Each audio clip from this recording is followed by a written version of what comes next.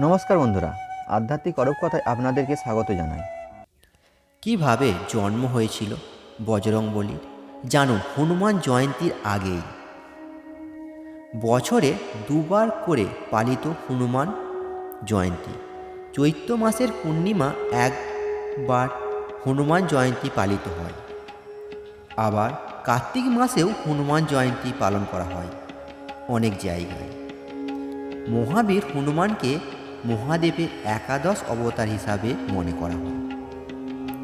তিনি ছিলেন শ্রীরামচন্দ্রের পরম ভক্ত। প্রচলিত বিশ্বাস অনুযায়ী যেখানেই রাম কথা পাঠ করা হয় সেখানেই কোনো না কোনো রূপে হনুমান নিশ্চিত অধিষ্ঠিত করেন। বজরংবলীর জন্ম কথায় আপনারা কি জানেন? তাহলে জেনে নিন। হনুমানকে বলা হয় প্রবণ পুত্র, আবার তাকে কেশরী নন্দন ও অঞ্জনার সন্তান হিসাবেও মনে করা হয়। ত্রেতা যুগে মহারাজ দশরথ সন্তান কামনার উত্তেষ্টিত যজ্ঞ করেছিলেন। যজ্ঞের পরে বিশেষ ক্ষীর দশরথের তিন রানী কৌশল্য, কৈকেয়ী ও সুভদ্রার মধ্যে সমানভাবে ভাগ করে পুরোহিত। সেই সময় অল্প একটু ক্ষীর নিয়ে পালায় এক পাখি। উঠতে উঠতে পাখি পৌঁছে দেবী অঞ্জনার আশ্রমে।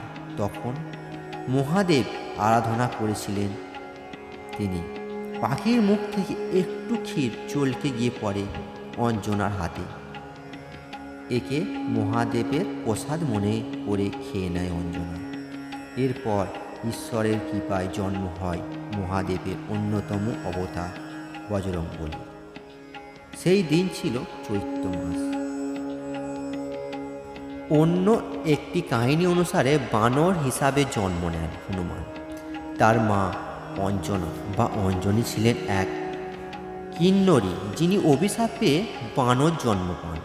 তবে অঞ্জনী সেই আশীর্বাদ পেয়েছিলেন যে তার গর্ভে কোনো পুত্র সন্তানের জন্ম হলে তিনি এই বানর জন্ম থেকে মুক্তি পাবেন।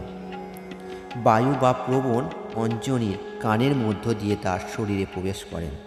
এর ফলে পবনপুত্র হনুমানের জন্ম হয়।